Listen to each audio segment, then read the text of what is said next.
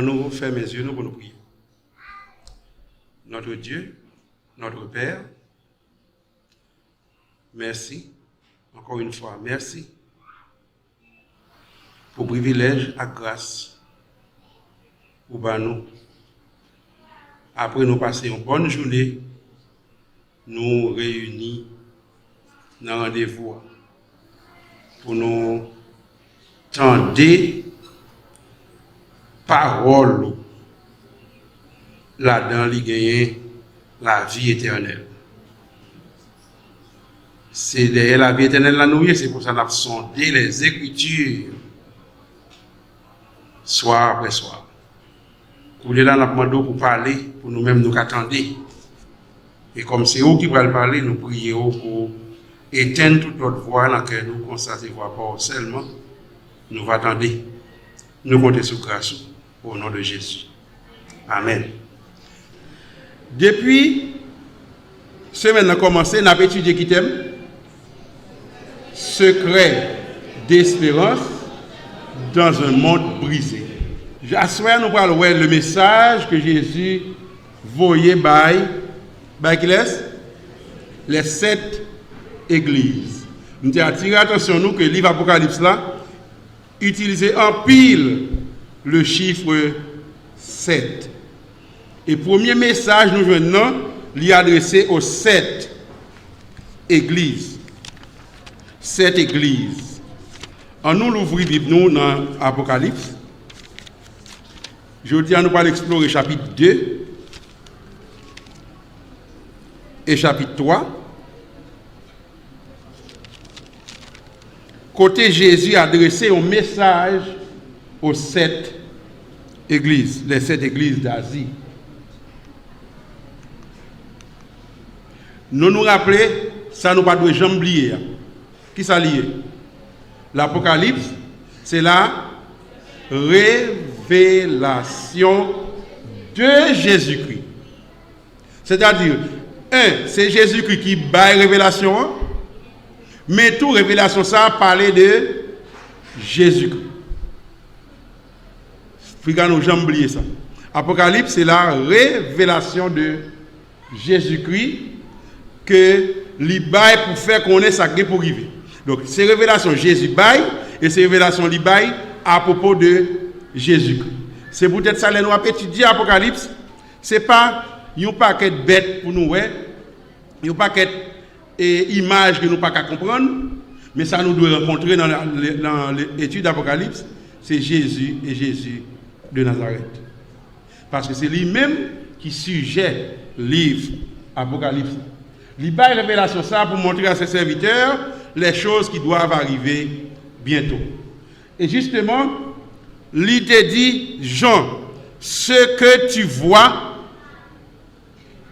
mon chapitre 1er toujours, et m'a appelé dans verset 11, ce que tu vois, écris-le et envoie-le aux 7 églises. Donc c'était l'ordre ça j'ai de recevoir.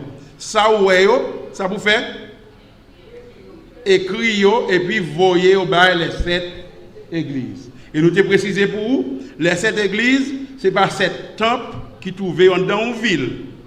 Mais c'est 7 communautés religieuses dans 7 villes différentes qui ont été en connexion avec l'autre. C'est ça lié. Et nous te montrons 4 ça. Les enfants, vous parlez trop. Nous te montrons 4 ça, qui montrait l'île de Patmos, côté Jean Théa. OK? Et 7 églises, y'en après l'autre. 7 églises, y'en après l'autre. Et l'île Patmos, lui-même, vous regardez pour elle, il a mis dans la mer. Et la mer, ça, il y aurait la mer Égée. Et accent aigu, G, et accent aigu, et muet. La mer Égée.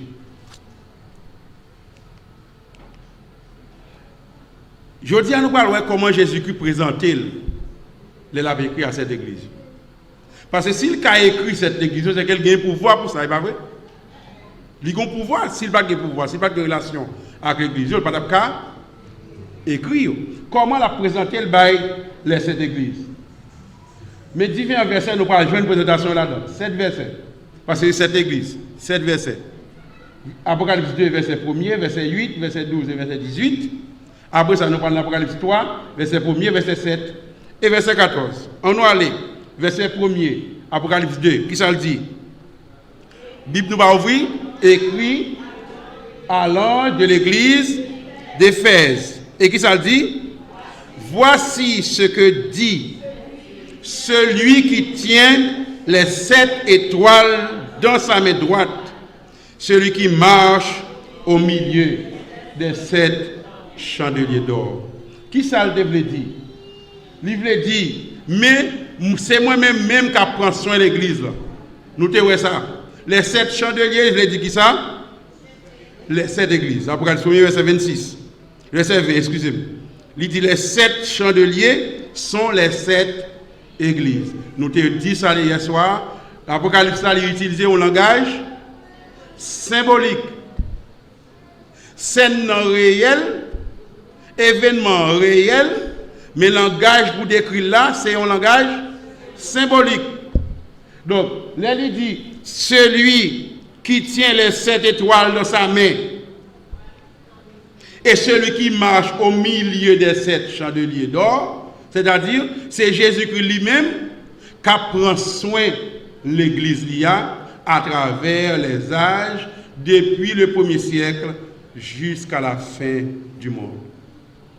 Et c'est comme ça le présente. Après ça, il dit, verset 2, je connais tes œuvres. Qui est-ce qui a parlé comme ça, qui dit je connais tes œuvres? Nous savons sa femme samaritaine a dit, les porte nouvelle là, il dit, vini ouais un homme qui connaît tout ça me fait. Qui est-ce qui connaît tout ça me fait? Seul bon Dieu qui connaît ça. Et c'est comme ça que Jésus présenté. Je connais tes œuvres. Allez, dans verset 8, couler là. Écrit à l'ange de l'église de Smyrne. C'est la 2e église. Et qui vient le présenter? Voici ce que dit le premier et le dernier, celui qui était mort et qui est revenu à la vie. Qui ça veut dire? Celui qui était mort et qui est revenu à la vie. Combien de monde nous connaît capoter ça sur la terre? Dans tout l'univers, combien de monde qui capote ça? Un seul monde. Parce que le monde ça, il mourit, après ça, il ressuscité. Et comme il ressuscité, il a le pouvoir pour lui ressusciter tout le monde qui croit dans lui, qui a marché avec. Et c'est promesse ça le fait nous, au dernier jour, ça va privé, là, ressusciter nous, même si nous mourons aujourd'hui. Donc, nous n'avons pas besoin de paix la mort. Parce que bon Dieu n'a pas servi, il a le pouvoir sur la mort, et il passe dans la mort avant nous, il prend la mort dans place nous, pour nous capables de nous-mêmes pas mourir. C'est ça que fait. Les nous mourir, aujourd'hui, nous reposer dans la tombe, nous recevons ça la Bible, la première mort, mais la seconde mort, Jésus prend pour nous être capables de passer par la mort. Amen. Donc c'est comme ça que vous êtes. Et il dit, je connais ta tribulation et ta pauvreté. Nous allons répéter une bagarre là. Je connais ta tribulation et ta pauvreté. On nous lit verset 12. Écrit à l'ange de l'église de Pergame. Voici ce que dit celui qui a l'épée aiguë à 2 tranchants. Qui ça veut dire? Celui qui a l'épée aiguë à 2 tranchants. Qui ça veut faire qu'épée? Épée, c'est pour la guerre, c'est pour trancher tout ça qui paraît devant. Donc l'épée, c'est une référence à la victoire que Jésus remportait sur la croix pour moi-même avec vous. D'ailleurs, Éphésiens 6, verset 17, dit-nous, c'est pour nous habiller nous avec la parole de Dieu, parce qu'il dit l'épée de l'esprit, c'est quoi? La parole de Dieu. L'épée de l'esprit, qui est la parole de Dieu. Et là encore, à l'église de Pergame, au verset 13, il dit, je sais où tu demeures. Encore, il réaffirmait que lui-même est omniscient, il connaît toute bagaille. On oublie verset 18. Verset 18. Écrit à l'ange de l'église de Thyatire. Comment le présenter à l'église de Thyatire? Voici ce que dit le Fils de Dieu, celui qui a les yeux comme une flamme de feu et dont les pieds sont semblables à de l'airain ardent. C'est-à-dire, il gagne autorité. Il gagne autorité pour le parler comme ça. Et surtout, lui rappeler, il dit qu'il a les yeux comme une flamme de feu, que pas rien caché le bagaway, qu'il a les pieds semblables à de l'airain ardent, c'est-à-dire que l'autorité par une limite. Là, nous lisons dans 2 Thessaloniciens 2, verset 8, mais qui ça le dit? Alors paraîtra l'impie que le Seigneur Jésus détruira par le souffle de sa bouche et qu'il anéantira par l'éclat de son avènement. C'est-à-dire, il dit, celui qui a les yeux comme une flamme de feu, c'est une façon pour dire que tout ça qui peut entrer dans le cadre qu'elle fixé, l'a détruit. Et nous-mêmes, il avertit nous pour ne pas faire compromis avec eux. Et là encore, il dit, je connais. Je connais tes œuvres. Dans verset 19 là. Je connais tes œuvres. Si nous virons le chapitre 3, la première lettre au chapitre 3, lettre à la 5e église. Lettre à la 5e église, il est adressé à l'église de Sardes. Et il dit, voici ce que dit celui qui a les 7 esprits de Dieu et les 7 étoiles. Je connais tes œuvres. Celui qui a les 7 esprits de Dieu et les 7 étoiles, c'est une façon pour dire que les 7 esprits sont présents dans toute l'histoire de l'Église durant les 7 périodes. C'est pour ça qu'il est présenté comme les 7 esprits, la plénitude, l'omniprésence du Saint-Esprit, et qui ne va jamais par là, qui est constamment ensemble avec nous. C'est que l'Esprit est actif dans toute l'histoire de l'Église de Jésus-Christ. Depuis que Jésus était là avec les disciples, il montait, il quittait, il dit, restez à Jérusalem jusqu'à ce que vous recevrez le Saint-Esprit. Et depuis là, le Saint-Esprit n'a jamais quitté l'Église. Le Saint-Esprit est toujours vivant et agissant dans l'Église de Jésus-Christ. Et là encore, il dit, je connais tes œuvres. Verset 2. Je connais tes œuvres. Verset 1er, Apocalypse chapitre 3. Si nous virons plus bas dans verset 7, Apocalypse 3 et le verset 7, écrit à l'ange de l'église de Philadelphie. Voici ce que dit le Saint, le véritable, celui qui a les clés de David, celui qui ouvre et personne ne fermera, celui qui ferme et personne n'ouvrira. Qui est-ce qui a parlé comme ça, hein? Qui dit lui-même, elle ferme et moun pas ouvrir, et elle ouvre moun pas fermer. Seul Dieu peut parler comme ça. Et il se présente comme le saint et le véritable.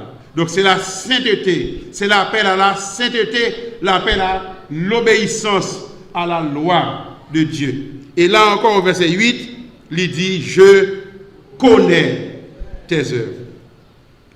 Et dans la 7e lettre là qui est adressée à l'église de Laodicée, nous lit, voici ce que dit l'Amen, le témoin fidèle et véritable, le commencement de la création de Dieu. Apocalypse 3, verset 14. Et à cette église aussi, dans verset 15, on lui dit, je connais tes œuvres. Je connais tes œuvres.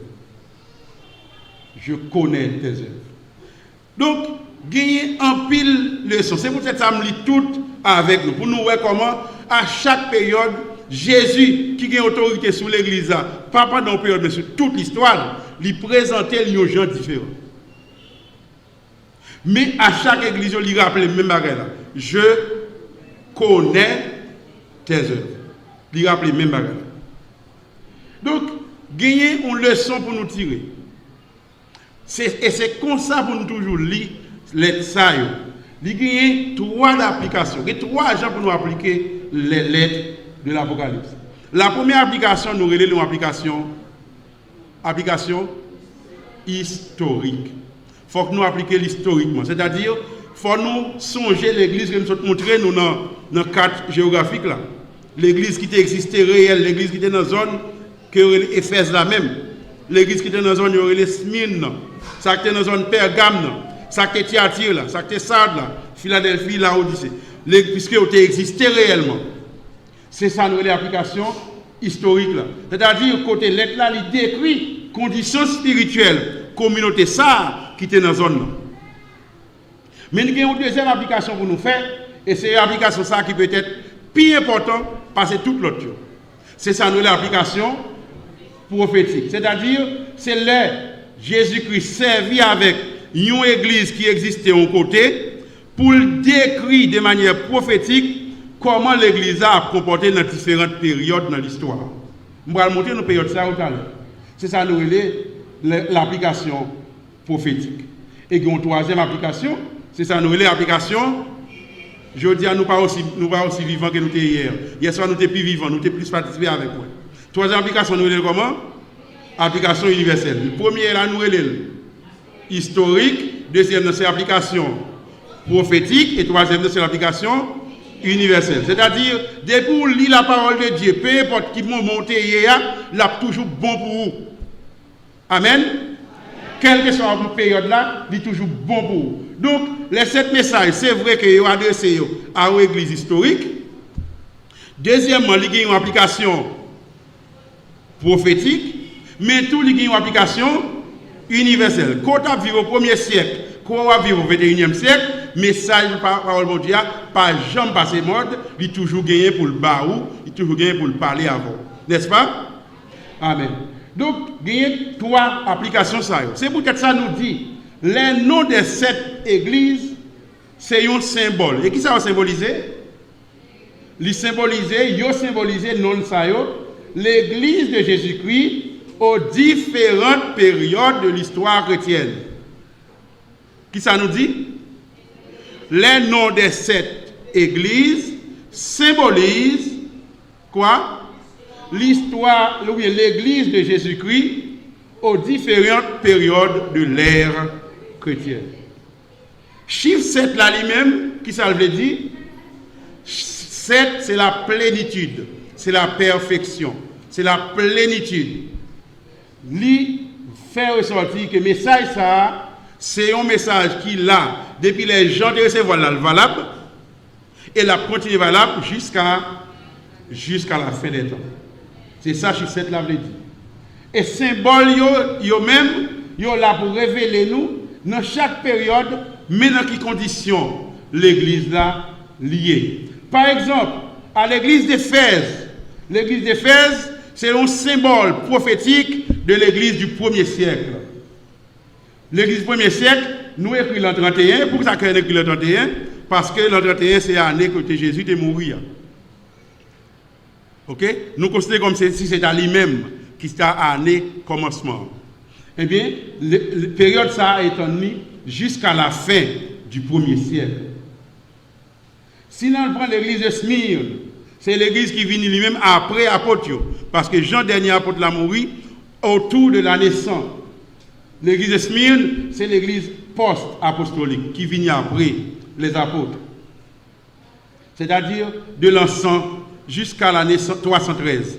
L'année 313, dans l'histoire, l'église, c'est une année fondamentale que nous espérons l'autre jour, nous avons temps pour nous fouiller, pour nous expliquer pour qui ça. Mais c'est une année qui est fondamentale. Si vous voyez, il dit, non, l'église de Smyrne, à l'église de Smyrne, il dit, vous aurez une tribulation de 10 jours. Et mes tribulations de 10 jours, ça, c'est un langage symbolique pour dire que pendant 10 ans, l'église a pas cité le nom de Jésus sans moun pas payer conséquences pour ça.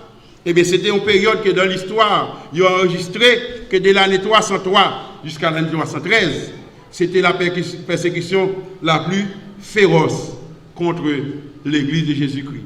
Et persécution ça a fini lorsque propre empereur qui était chef l'État a décidé d'utiliser la croix, qui est symbole de l'évangile, et lui dit qu'il a accepté la croix. C'est comme ça, persécution d'avoir fini. Donc, c'est l'église de Smyrne qui t'a gagné, d'après le verset 10, une persécution ou une tribulation de 10 jours. L'église de Pergame finit après. Ça, c'est une période qui commençait tout de suite en 313 et qui finit en l'an 538, qui c'est une autre année très importante que nous avons le temps pour nous détailler dans l'histoire de l'église. L'église de Thyatire, c'est l'église, c'est l'aide ça décrit conditions l'église chrétienne pendant la période nous le Moyen-Âge, la période médiévale, période qui allait en 538 et qui bout dans l'année 1517. C'est un symbole. L'année 1517, c'est l'année, côté le 31 octobre, Martin Luther est allé dans porte l'église côté il vivre là, dans la zone côté il vivre là. À l'époque, c'était des églises catholiques, l'église de Wittenberg, et là, il placardé dans la porte d'église là, ces 95 thèses sur la justification par la foi, qui dit le juste vivra. Nous pas converser hein? Le juste vivra par la foi. Romains chapitre 1er. Le juste vivra par la foi. Donc c'est une année symbolique, c'est ça que fait nous servir avec. L'église de Sardes, c'est l'église de la réforme, l'église qui a prêché sola scriptura. Qui ça veut dire sola scriptura? C'est seulement la Bible qui a autorité pour dire qui ça va faire et qui ça va pas faire. C'est ça, il y a dans l'époque là en latin, sola scriptura. C'est-à-dire c'est seule la Bible qui peut dire qui ça va faire et qui ça ne pas faire.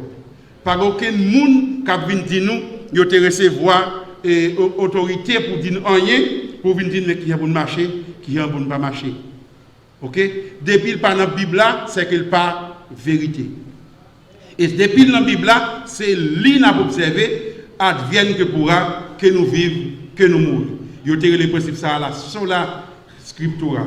Mais ces principes réformateurs, entre l'année 1517 jusqu'à période 1798 là.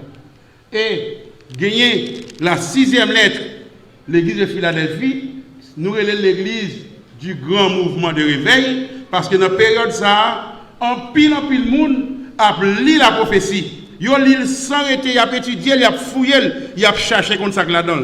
C'est dans la période ça, côté Daniel te recevoir un message. Nous te lit déjà. Daniel, dans le chapitre 12, verset 4, te recevoir un message ça. Daniel 12, verset 4. Toi, Daniel, tiens secrète ces paroles et scelle le livre jusqu'au temps de la fin. Plusieurs le liront et la connaissance augmentera. Léo dit Daniel, qu'un paroles ça en secret pour ne pas au courant de yo, c'est les livres là, ça veut dire, il a dit, t'épelle pour ne pas ouvrir. C'était une façon pour dire que prophétie ça yo, c'était des prophéties qui te gagnent rapport avec tant à vivre aujourd'hui. Donc il n'est pas nécessaire pour l'autre monde qui peut avoir besoin de comprendre. Mais il dit, l'elle est arrivée, plusieurs le liront, beaucoup liront ces paroles et la connaissance augmentée. Et c'est dans le temps ça nous y est, et bien à partir de l'église du Grand Réveil, il y a pile de monde qui fouillait les Écritures. Il y a des gens qui passaient tout le temps sans pas jamais faire rien encore, seulement à étudier la parole de Dieu pour découvrir la vérité que bon Dieu t'a pour dire.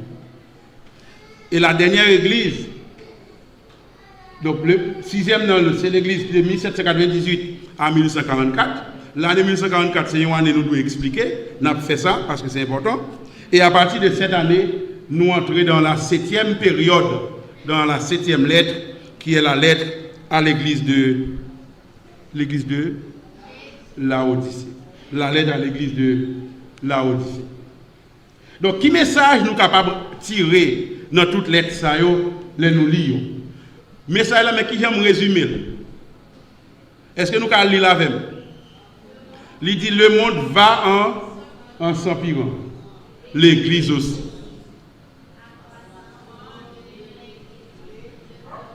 accroissement de l'iniquité, le conflit fait rage dans l'Église. C'est un message très triste, d'après moi-même. Je dis nous pour qui ça. Il dit le monde va en s'empirant. Ça nous te connaît déjà depuis dans Daniel 2.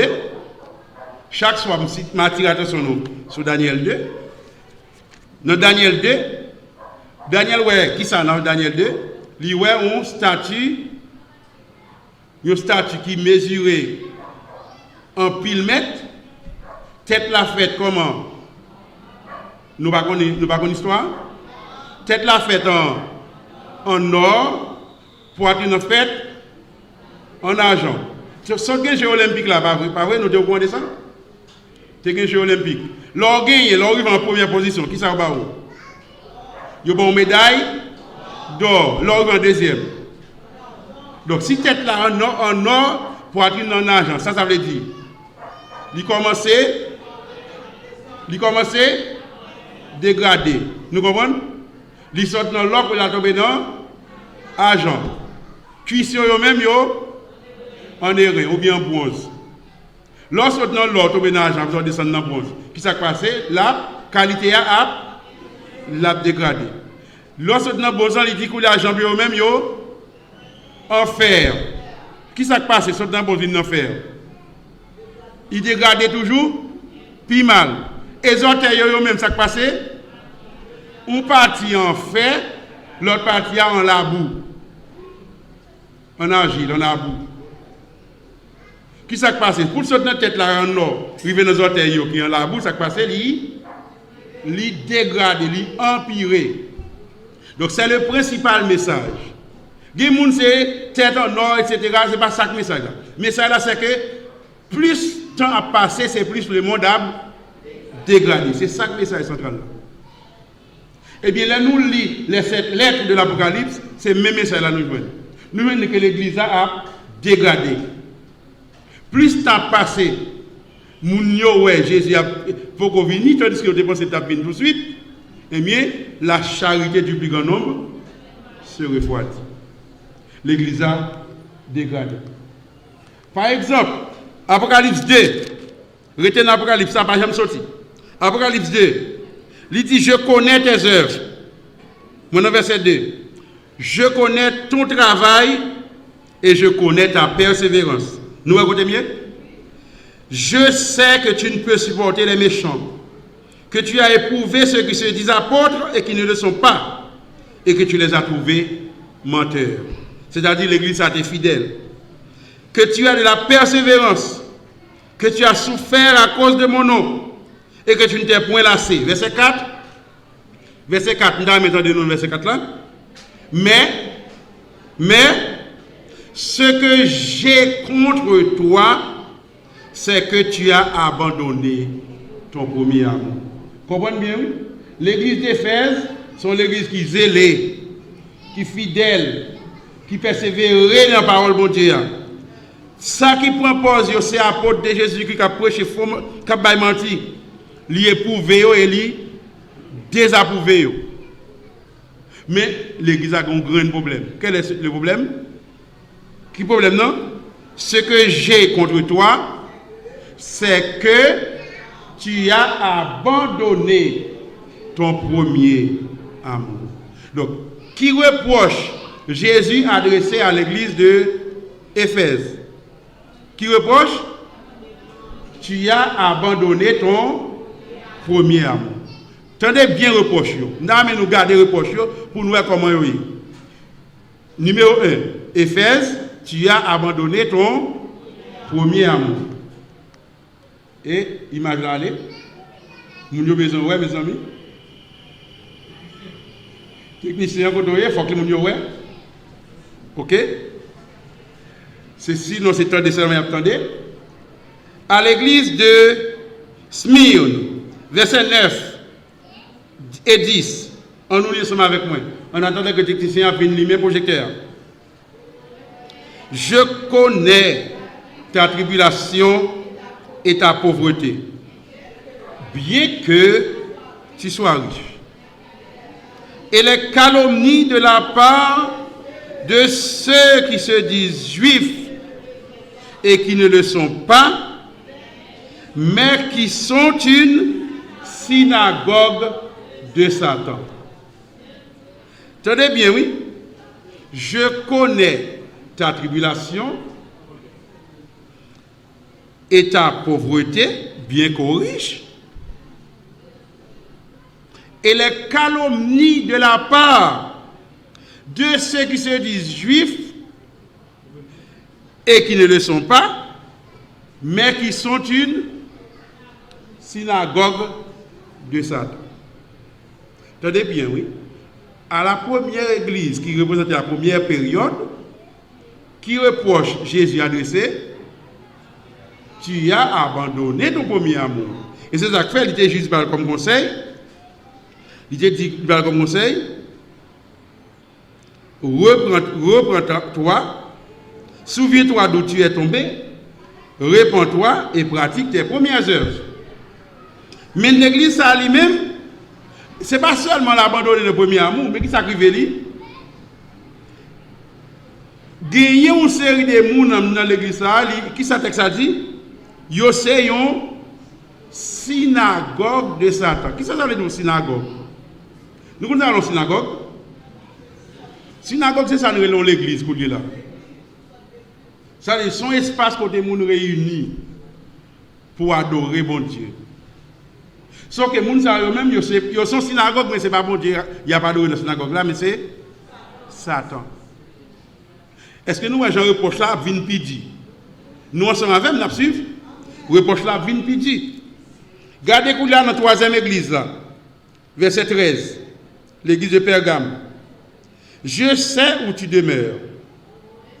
Je sais que là est le trône de Satan. Nous entendez? Première église là qui reproche c'était tu as abandonné ton premier amour. Deuxième église là lui-même il était une synagogue. Ça même plus grave qui s'acrivait lui c'est Satan mettait trône là-dedans même. Satan fait qui ça? Il mettait trône dans l'église. Technicien, il faut qu'on vienne résoudre le problème parce que le problème n'est pas résoudre. Et les gens commencent à regarder. Ils sont habitués à regarder, il faut qu'on continue à regarder. Là où tu demeures, je sais que là est le trône de Satan. Et verset 14 là, continue à adresser l'autre reproche toujours. Il dit, mais j'ai quelque chose contre toi.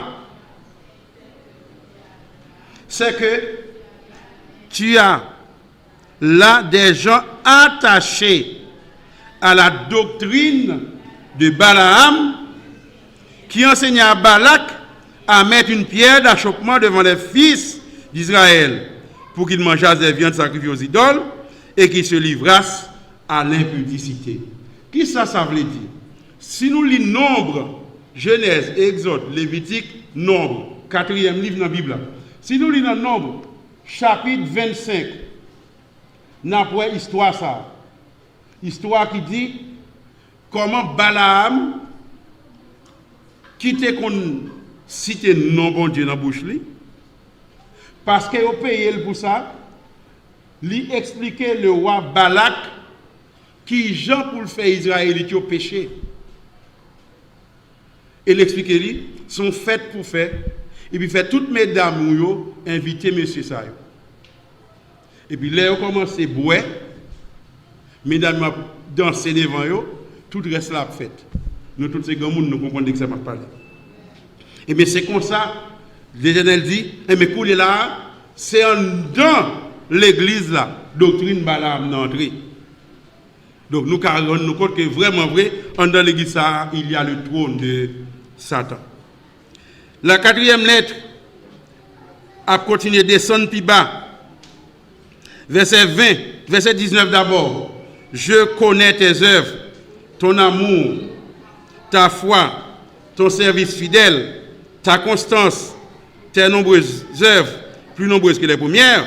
Mais ce que j'ai contre toi, c'est que tu laisses la femme Jézabel, qui se dit prophétesse, enseigner et séduire mes serviteurs. Jézabel, c'était madame ou un roi qui était à Cap. C'est moun qui t'est affronté bon Dieu en face. Nous sommes l'histoire Élie avec les prophètes de Baal sur le mont Carmel. Et bien après ça, Jézabel décidé, il dit, mais c'est pour tuer Élie, prophète l'Éternel là. Même Jean, Élie lui-même te défié, prophète Baal. Et bien voilà que Jézabel, pour là, c'est lui qui professait, qui a enseigné dans l'église. Est-ce que nous, voyons l'église a dégradé, mes frères et sœurs? Nous, comme nous avons dit, le monde va en s'empirant, l'église aussi. C'est que ce n'est pas seul le monde qui dégradé, l'église là tout. Une bonne fausse doctrine, un bon faux enseignement pendant la période ça que nous avons les Moyen-Âge là, qui est entré dans l'église. Un paquet de faux enseignements qui est entré. Et à cinquième église là, qui c'est l'église de Sardes, verset 1er, verset 2, écrit à l'an de l'église de Sardes, verset 2 maintenant, je connais tes œuvres, je sais que tu passes pour être vivant et tu es mort. Entre ça qui t'a abandonné le premier amour, pour arriver dans ça qui gagne la synagogue de Satan, ou descendre dans ça côté Satan fait caille pour le rester, pour arriver côté Jézabel à enseigner. Et puis voilà qu'il est là, il dit ça lui-même, il pense le vivant, mais lui, qui est-ce qui est plus grave? Dernier est plus grave parce qu'il mourit lui-même. Tu passes pour être vivant et tu es mort. Donc voilà comment l'église de Jésus, au fil des âges, pendant les siècles, a dégradé. Et l'église de Philadelphie, c'est l'église qui va reprendre la vie lui-même. Parce qu'après la mort vient la vie. C'est promesse à Jésus chez nous. Après la mort, ce sera la résurrection. Verset 8. Apocalypse 3, verset 8. Je connais tes œuvres. C'est l'église de Philadelphie. Voici, parce que tu as peu de puissance et que tu as gardé ma parole. Ça, c'est une félicitation. Tu as peu de puissance, mais tu as gardé ma parole et que tu n'as pas renié mon nom. J'ai mis devant toi une porte ouverte que personne ne peut fermer. À cette église, à la vie retournée. Pas vrai? L'autre a été passé pour vivant pendant que lui mourit. Mais ça lui-même, c'est vrai, il bagarre plus de puissance, mais il gardait la parole de Dieu et il n'a pas renié le nom de Dieu. Et la dernière église, qui est l'église de la Odyssée, verset 15, tandis que ça, Jésus dit à l'église de la Odyssée, il dit, je connais tes œuvres. Je sais que tu n'es ni froid ni bouillant. Puisses-tu être froid ou bouillant? Ainsi, parce que tu es tiède et que tu n'es ni froid ni bouillant, je te vomirai de ma bouche. Donc l'église de la Odyssée, son église nous a dit, lui-même, il prend piqui, anesthésie. Il est avec, il n'est pas comme ça.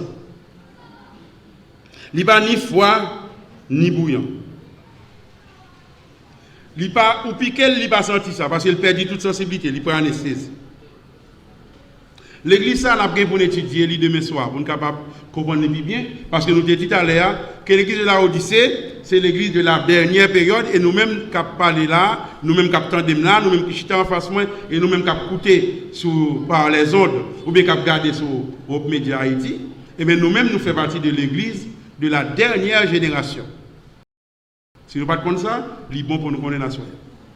Ça je ne sais pas est-ce que nous-mêmes nous vivons les Jésus a venu, mais ça me connaît c'est que après génération ça va pas bien l'autre, Jésus va venir. Amen. Les Jésus va venir. Ça ne veut pas dire qu'on va là tout vivant ou bien moi-même je tout vivant. Il doit se ressusciter ou après ressusciter. Il doit se ressusciter mais après ressusciter. Mais ça qui est clair c'est que cette génération ne passera point et Jésus a retourné. Nous avons gagné pour nous chita, étudier l'église de la Odyssée. Le tableau ça trop petit, nous ne pouvons pas voir ça qui écrit là-dedans. Maintenant, nous mettons accent sur les promesses trouvées dans la parole de Dieu. Jésus dit à chaque église, il y a une promesse. M'a dit nous qui verset pour nous lire. Verset 7, il dit celui qui a des oreilles entendre, ce que l'Esprit dit aux églises, à celui qui vaincra, je donnerai à manger de l'arbre de vie qui est dans le paradis. C'est bon, belle promesse? Verset 11, chapitre 2, verset 11. Celui qui vaincra n'aura pas à souffrir la seconde mort.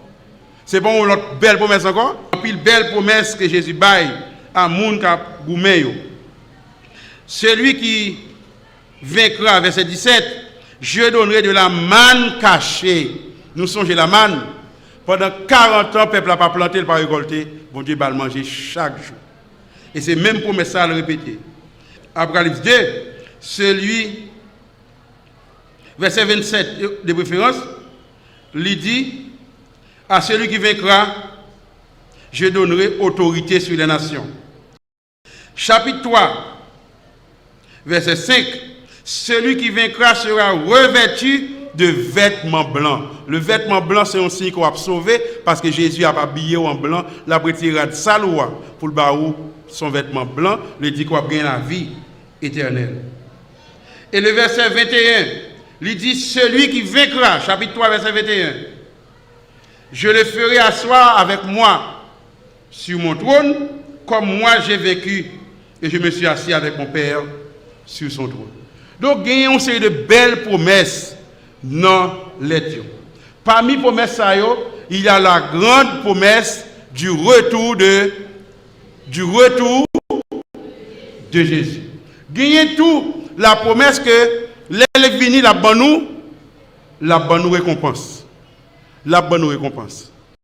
Il y a tout promesse qui dit nous la prend sur l'église et la prend sur nous chaque qui c'est membre de l'église.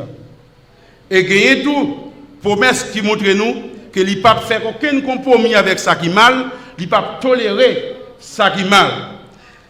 Nous allons rappeler nous la grande promesse du verset 3 du chapitre 1er, Apocalypse 1er, verset 3. Jean dit comme ça, ça le voit comme promesse. Heureux, lis avec moi s'il vous plaît. Apocalypse 1er, verset 3. Heureux celui qui lit et ceux qui entendent les paroles de la prophétie et qui gardent les choses qui y sont écrites. Pas oublier, mes frères, mes sœurs, gagner en pile vérité pour nous découvrir dans le livre de l'Apocalypse.